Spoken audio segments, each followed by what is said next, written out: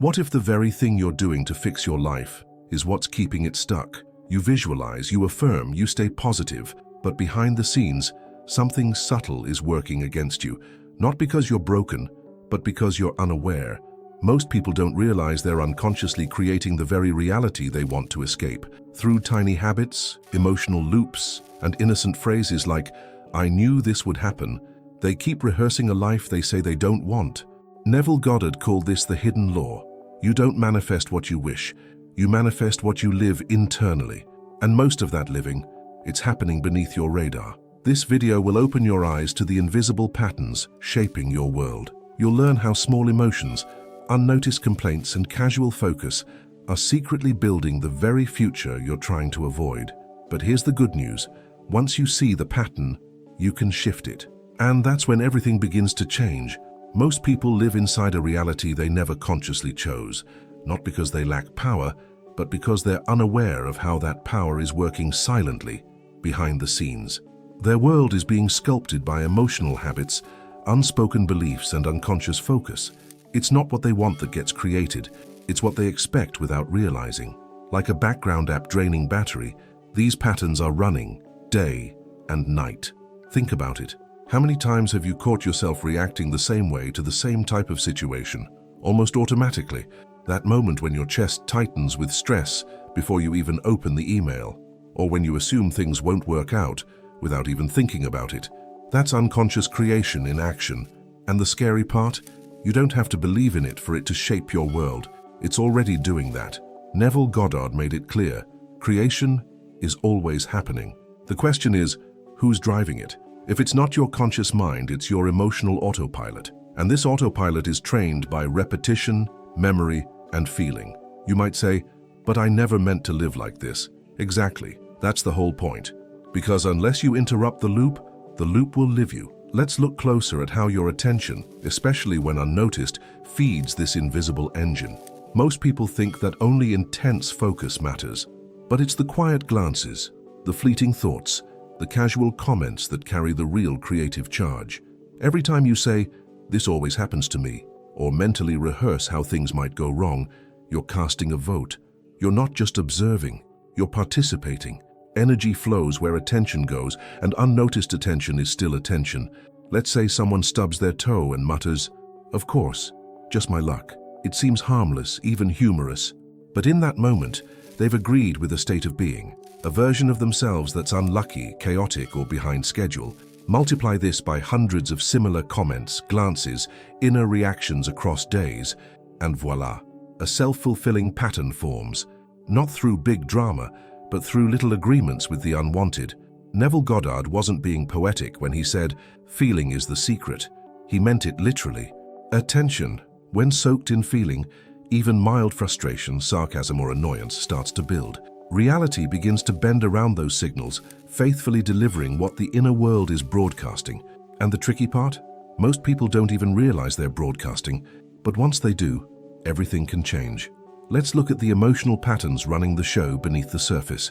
It's easy to notice a big emotional outburst, but the emotions that shape your life the most are usually quiet. A low-grade irritation in traffic, that tightness in your chest every Sunday night, the invisible sigh when a bill arrives. These emotional habits become the atmosphere of your inner world, and what lives inside you long enough begins to live outside you too. Here's what most people miss. They're not just reacting to reality, they're helping recreate it through these repeated inner states. That sense of worry you carry to bed, it's not neutral, it's generative. That quiet dread about money you feel while brushing your teeth, it's a message the universe hears loud and clear, not because you said it aloud, but because you felt it consistently. Neville would say, you don't get what you want, you get what you are, meaning your emotional home becomes the soil where your future grows. If anxiety is what lives there, guess what kind of crops show up? It's never about the big affirmations alone. It's about the small emotional rhythms you practice every single day. So how do we shift them? It starts by understanding where awareness and emotion meet. Neville Goddard's formula was simple but radical.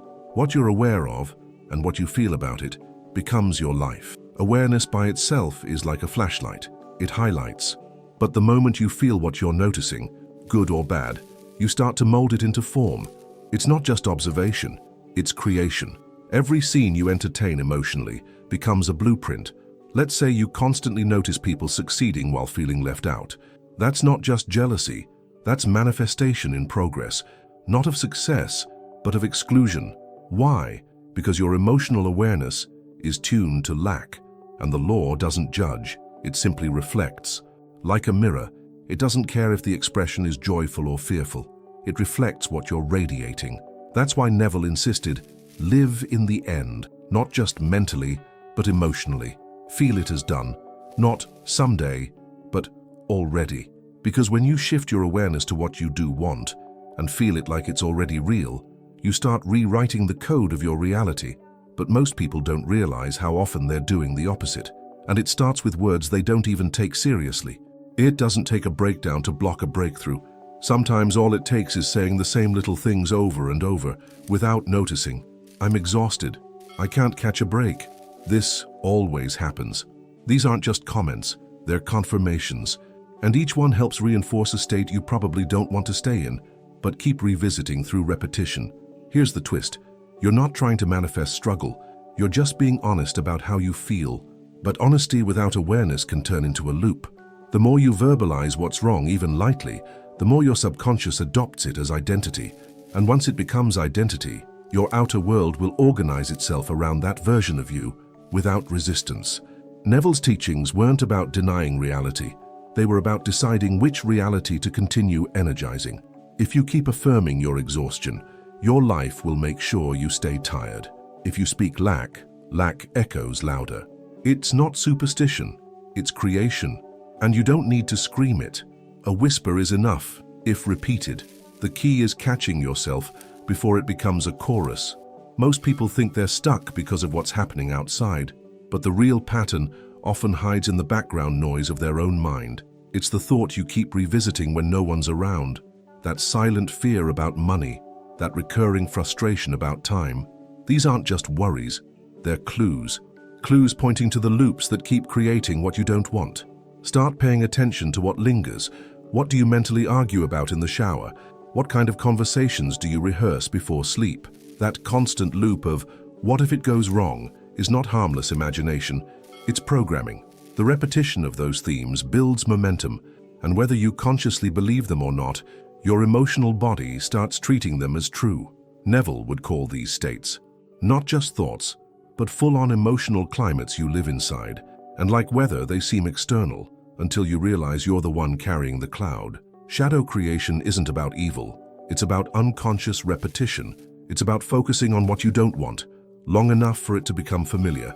But once you recognize the loop, you can break it. So, what do you do when you catch yourself spiraling into a familiar, negative loop? The first step is simple, but powerful. Pause. Interrupt the rhythm. You don't need to shame the thought or force positivity. Just break the spell, say, I see you, and gently stop the train before it picks up speed. That awareness alone begins to weaken the grip of unconscious creation. Now, redirect. Pick a new scene, something vivid, something you'd love to be living. Close your eyes for 10 seconds. Feel it as real. Smell the air. Hear the sounds. Let your chest expand with the possibility of it already being true. The mind doesn't need a lecture. It needs an experience. And when you feel the new reality in your body, even for a moment, you plant a new seed. Here's where most people mess up. They interrupt, but don't replace. So the old pattern creeps back in. But if you make redirection a habit, even if it feels awkward at first, you start building new emotional reflexes. Over time, the scene of success becomes more familiar than the fear, and what feels familiar starts becoming real. But we're not done yet. Let's explore how to make these new patterns stick. Interrupting is just the beginning. Now comes the real work, installing the new. It's like updating your emotional software, and just like any update, it requires repetition and presence. You don't need hours of meditation. You need moments of emotional alignment, repeated throughout the day. A few strong minutes, felt deeply, beat 100 passive affirmations, spoken without feeling.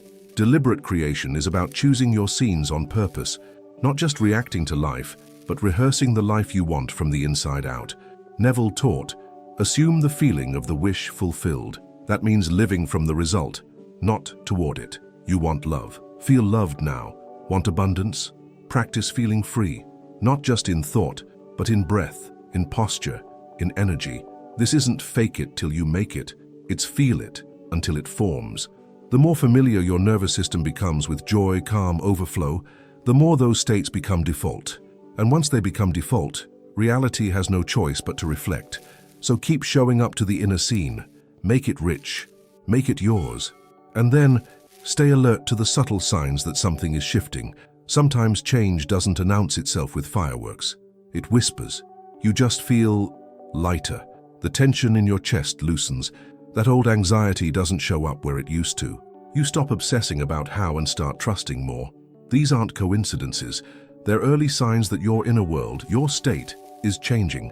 And when the state shifts, the story soon follows. Maybe a conversation goes smoother than expected, or you get a surprise message that aligns with your intention, or nothing outside has changed yet, but you respond differently, less triggered, more anchored.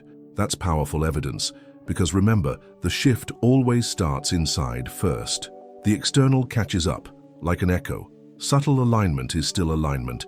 Don't overlook these signs, celebrate them, acknowledge them. Let them reinforce the new pattern you're creating. Neville said that persistence in the assumption leads to its manifestation. So when the fruits of your inner work begin to show, even in small ways, it means the roots are taking hold. The final step? Owning the role you were always meant to play, the conscious creator. You don't have to wait for life to slap you in the face to start creating on purpose. You can choose now to stop reacting and start directing. Your attention is the steering wheel, your emotions are the fuel, and your imagination? That's the GPS. You've always been creating, but now you're doing it with intention, and that changes everything. Living in the end isn't just about dreaming, it's about dwelling in the emotional truth of what you want to be real, feeling it before seeing it, trusting it before touching it. That's how the law of assumption works. You assume and then reality follows, not because you forced it, but because you embodied it. You weren't hoping, you became. So take ownership of your unseen life, the inner conversations, the casual thoughts, the whispered fears. Redirect them, replace them, and return over and over to the version of you that already has the life you desire. It's not a one-time thing, it's a way of being, a lifestyle of conscious creation. And now let's tie it all together from the very beginning. So now you know your reality isn't reacting to your words, it's responding to your state. Not just what you say out loud, but what you repeat silently. Your emotional habits, your quiet assumptions, your daily inner world, they're shaping more than you think. And the beautiful part? You have the power to choose what that world looks and feels like. What inner scenes have you been rehearsing without realizing? What stories have you accepted as just how things are? And more importantly, what would happen if you interrupted that pattern and replaced it with something better? Not someday, now. Because creation isn't waiting for you. It's happening with or without your permission. If you're ready to take ownership of your unseen life and finally step into the version of you who lives in the end, then keep going. Hit subscribe, turn on notifications, and stay close. This is just the beginning of you becoming who you were always meant to be.